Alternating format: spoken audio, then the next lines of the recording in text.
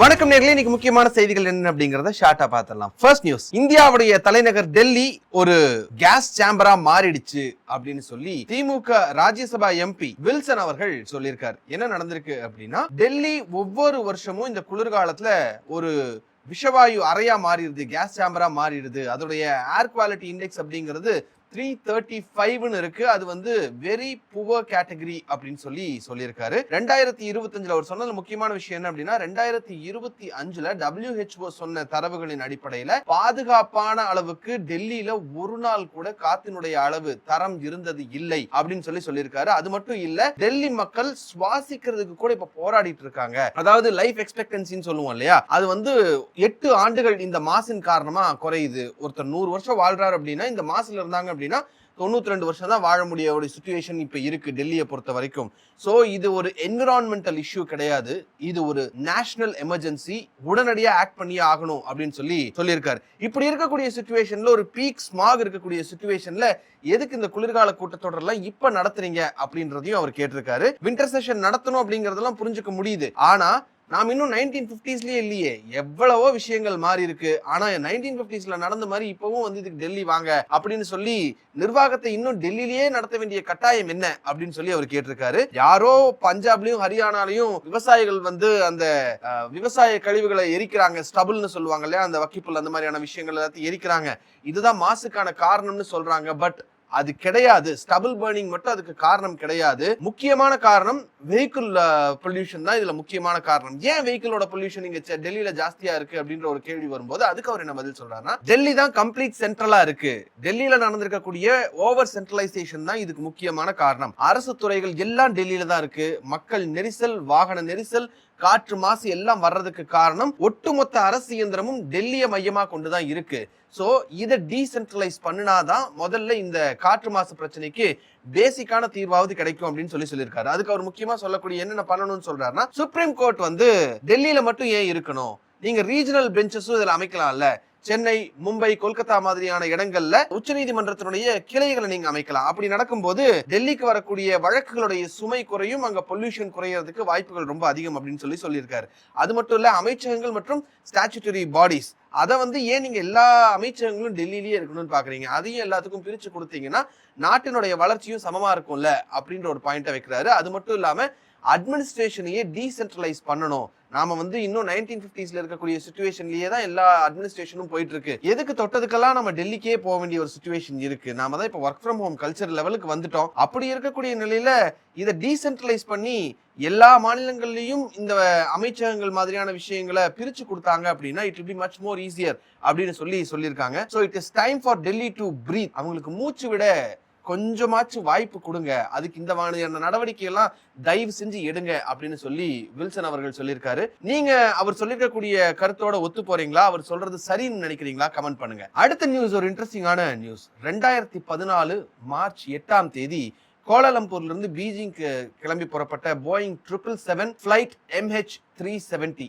இந்த MH370 அப்படிங்கறத பெயர் வச்சு நிறைய படங்கள், சீரீஸ் எல்லாம் வந்துருச்சு. அந்த அளவுக்கு இந்த MH370 அப்படிங்கிற பிளைட் வந்து வேர்ல்டு ஃபேமஸ். உங்க எல்லாருக்குமே தெரிஞ்சிருக்கும், மலேசியால இருந்து பீஜிங் புறப்பட்ட பிளைட் பீஜிங் போய் சேரல, போற வழியில டி ரூட் ஆச்சு. டி ரூட் ஆயினதுக்கு அப்புறம் அந்த பிளைட் என்ன ஆச்சுன்னே தெரியல அப்படின்னு இன்னைக்கு வரைக்கும் அதோடைய அந்த சர்ச் ஆபரேஷன்ஸ் போயிட்டு தான் இருக்கு. 2014 மார்ச் மாசம் நடந்தது. இப்ப வரைக்கும் அந்த பிளைட்டை கண்டுபிடிக்க முடியல. சோ இது வந்து உலக லெவல்ல இருக்கக்கூடிய பிளைட்ஸ்ல one of the sophisticated flight அப்படின்னு சொல்றாங்க. புறப்பட்ட 1 மணி நேரத்துல, மலேசியால இருந்து புறப்பட்ட 1 மணி நேரத்துல அந்த விமானம் திடீர்னு காணாம போகுது. ரேடார்ல காமிச்சிட்டு இருந்தது, பட் திடீர்னு அதனுடைய பாதையிலிருந்து விலகி ரேடார்ல இருந்து மறைஞ்சிருச்சு. அதுக்கப்புறம் அந்த விமானம் வரலாற்றில் சேர்ந்து விட்டது, அதை கண்டுபிடிக்கவே முடியவில்லை அப்படின்னு சொல்லிதான் இப்ப வரைக்கும் வந்திருக்கக்கூடிய செய்தி. ஆனா திடீர்னு இதுல இருக்கக்கூடிய அப்டேட் என்ன அப்படின்னா, ரேடார்ல காமிச்சது, பட் ரேடார்ல இருந்து அது திடீர்னு மறைஞ்சிருச்சு. அதுக்கப்புறம் அந்த பிளைட்டை கண்டே பிடிக்க முடியல அப்படிங்கிறது தான் ஏற்கனவே வந்திருந்த செய்தி. அதன் காரணமா இன்னைக்கு வரைக்கும் 10 வருஷத்துக்கு மேல ஆச்சு, இன்னைக்கு வரைக்கும் கண்டுபிடிக்க முடியல அப்படிங்கிறதுனாலதான் இது வரலாற்றில் இடம்பெற்ற ஒரு செய்தியா மாறுறதுக்கான முக்கியமான காரணமா இருக்கிறதுக்கு இன்னும் சில காரணங்கள் என்ன அப்படின்னா, இந்த பிளைட்டை கண்டுபிடிக்கிறதுக்கு 60 கப்பல்கள், 50 விமானங்கள், 26 நாடுகள் இதை வந்து முயற்சி பண்ணிருக்காங்க. பட் யாருனாலையும் அந்த பிளைட்டை கண்டுபிடிக்க முடியல. பட் மறுபடியும் இப்ப 10 ஆண்டுகளுக்கு அப்புறம் இந்த 2025 டிசம்பர் 30ஆம் தேதி அந்த பிளைட்டை கண்டுபிடிக்கிறதுக்கான வேலை மறுபடியும் தொடங்குது. 55 நாட்கள், டிசம்பர் 30ஆம் தேதியிலிருந்து 55 நாட்கள் இந்த தேடுதல் வேட்டை மறுபடியும் தொடங்கும் அப்படின்னு சொல்லியிருக்காங்க. ஆக்சுவலி ஸ்பீக்கிங் 2025 மார்ச் மாசத்திலேயே வந்து இதை தேடணும் அப்படின்னு முடிவு பண்ணி களம் இறங்குனாங்க.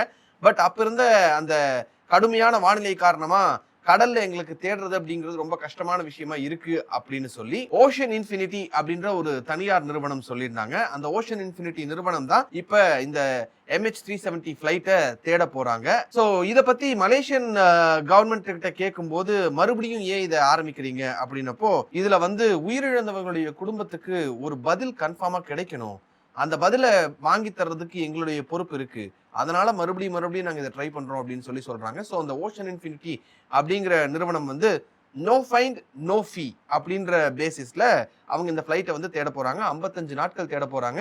அந்த ரெக்கேஜை கண்டுபிடிச்சா மட்டும்தான் அவங்களுக்கு $70 மில்லியன் ஃபீஸாக வழங்கப்படும், இல்லைன்னா எந்த ஃபீஸும் கொடுக்கப்படாது அப்படின்னு சொல்லி அந்த டீல் வந்து சைன் ஆயிருக்கு. பட் 2018ல இது சம்பந்தமான விசாரணை போயிட்டு இருக்கும் போது முக்கியமா ஒரு முடிவுக்கு என்ன வந்தாங்க அப்படின்னா, இந்த விமானத்துடைய கட்டுப்பாடுகள் அப்படிங்கிறது யாரோ ஒருத்தர்கிட்ட தான் இருந்திருக்கு, அவங்க தான் அதை மாத்திருக்காங்க.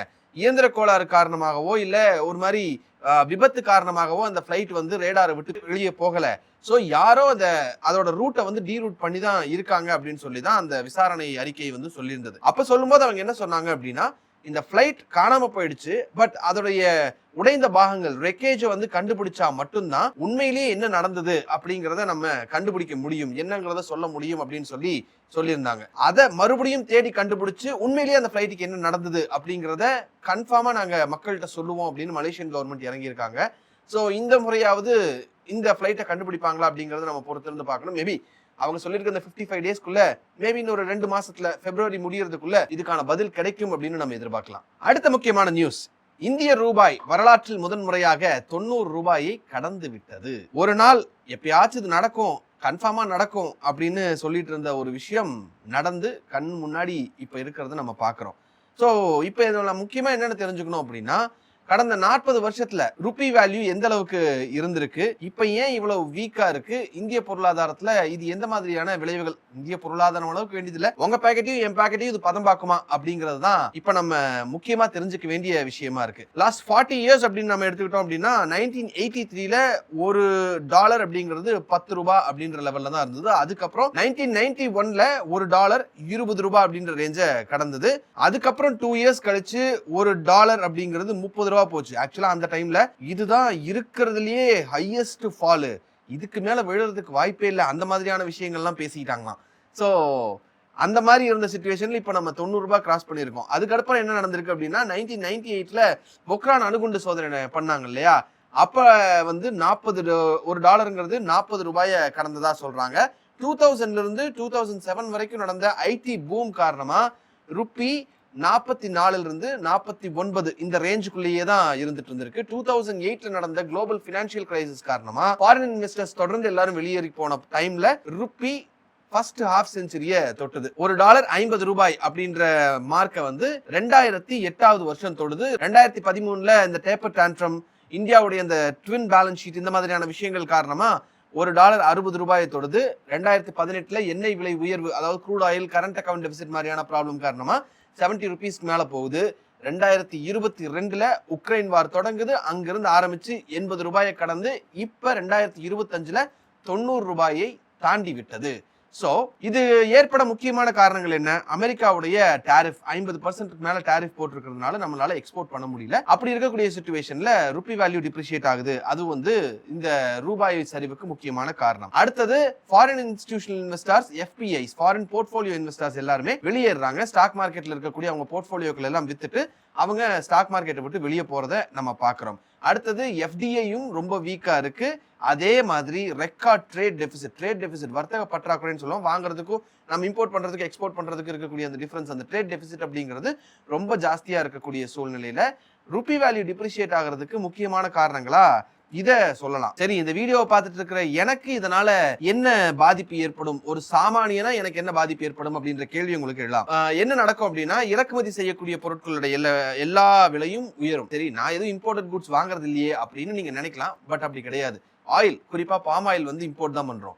மொபைல், லேப்டாப், காரோட பாகங்கள் எல்லாத்தையும் நம்ம இம்போர்ட் பண்ணி இங்க வந்து அசம்பிள் பண்ணி தான் சேல் பண்ணிட்டு இருக்கோம். ஸோ அப்படி இருக்கக்கூடிய சுச்சுவேஷன்ல இந்த மாதிரியான பொருட்களுடைய விலை வந்து உயரும். நீங்க ஃபோன், கார், ஆயில் இதெல்லாம் வாங்குவீங்கல்ல டெஃபினட்டா. ஸோ அதனால அதோட ப்ரைஸ் இன்க்ரீஸ் ஆகிறதுக்கான வாய்ப்பு ரொம்ப ஜாஸ்தி. அதே மாதிரி கவர்மெண்ட்டுக்கான செலவுங்கிறது ரொம்ப ஜாஸ்தி ஆகும். எதுல? க்ரூட் ஆயில் பில்ஸ் அதிகரிக்கிறதுக்கு வாய்ப்புகள் இருக்கு ரொம்பவே. அதே மாதிரி இப்படியெல்லாம் நடக்கிறதுனால இன்ஃப்ளேஷன் ரிஸ்க்கும் இன்க்ரீஸ் ஆகும். எக்ஸ்போர்ட்டர்ஸ்க்கு ஒரு நன்மை அப்படின்னு நம்ம சொல்லலாம்.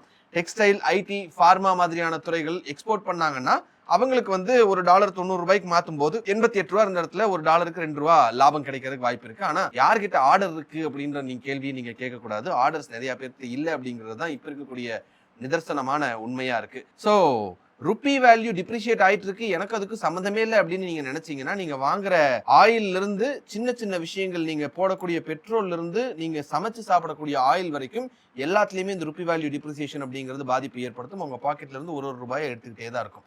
ஸோ அதை கவனிச்சு அதுக்கு தகுந்த மாதிரியான உங்களுடைய பட்ஜெட்டை நீங்க மாத்திக்கிட்டீங்க அப்படின்னா it be much more useful to you. So இந்த வீடியோ உங்களுக்கு பிடிச்சிருக்கு அப்படின்னா இந்த வீடியோ லைக் பண்ணுங்க, ஷேர் பண்ணுங்க, கமெண்ட் பண்ணுங்க, சப்ஸ்கிரைப் பண்ணுங்க. தேங்க்யூ.